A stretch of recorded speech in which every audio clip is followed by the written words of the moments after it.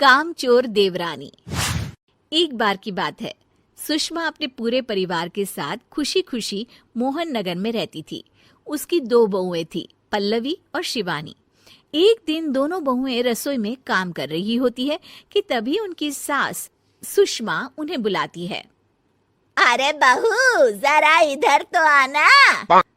शिवानी, जरा जाकर देखना सासू माँ क्या कह रही हैं। दीदी, आप ही देख लो ना जाकर, आपको भी तो सुनाई दे रहा है।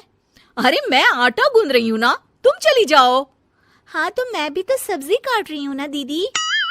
अरे बहू, जल्दी आओ। ओह, ये तो जाएगी नहीं।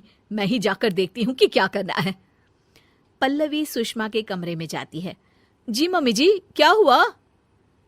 शाम को घर पर कुछ मेहमान आने वाले हैं, तो तुम अच्छा सा खाना बना लेना बहू। ठीक है मम्मी जी, आप बता दीजिए क्या क्या बनाना है और कितने लोग आ रहे हैं। सुनील की मौसी जी और उनका पूरा परिवार आ रहा है। कुल मिलाकर 3 लोग और हमें मिलाकर हुए 9 लोग।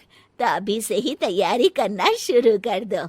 और हाँ, घर की सफाई भी कर देना, हाँ, अच्छे से। जी मम्मी जी, सब काम हो जाएगा, आप चिंता मत कीजिए। पल्लवी शिवानी को घर में मेहमान आने वाले हैं इसके बारे में बताती है। क्या? 9 लोगों का खाना बनाना होगा, घर की सफाई करनी है? बाप रे, सासू माँ ने तो हमें घर की नौकरानी ही समझ कर रखा है।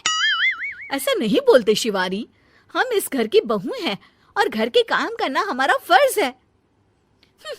दीदी तो है ही सासू माँ की चमची, जब देखो सासू माँ सासू माँ।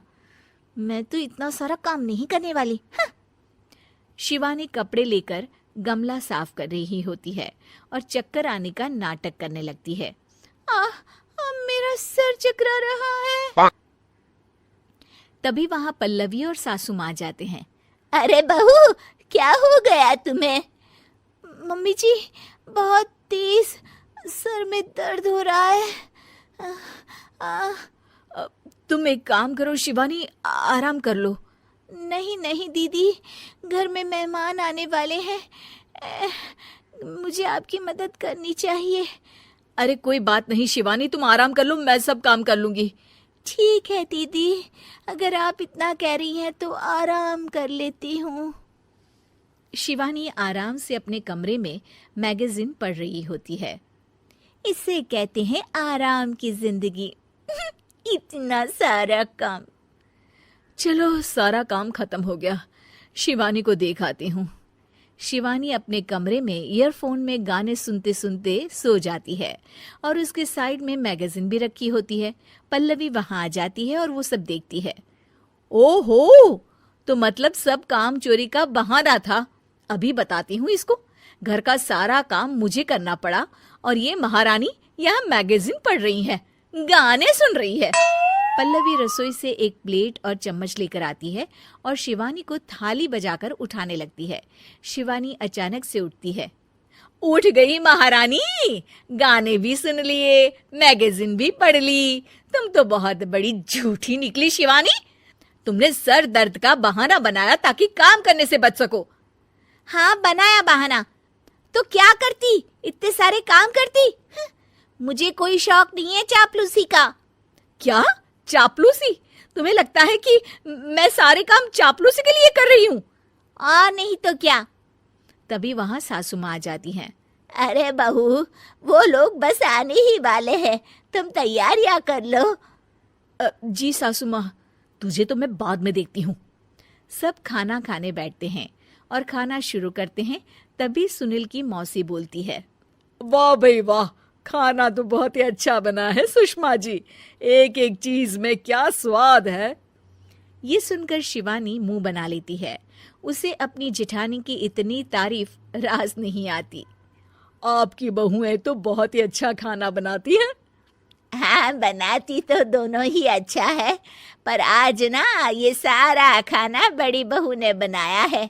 छोटी बहू की तबीयत ठीक नहीं थी, सो इसलिए। मानना पड़ेगा सुषमा जी, आपकी बड़ी बहू तो बहुत ही गुणवान है।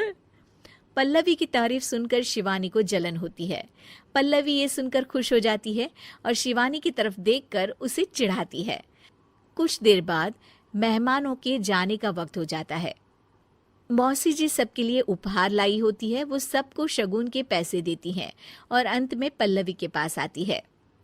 तुम्हारे लिए शगुन का लिफाफा तो है ही, पर बहू तुम्हें एक और उपहार भी मिलेगा इतना अच्छा खाना बनाने के लिए।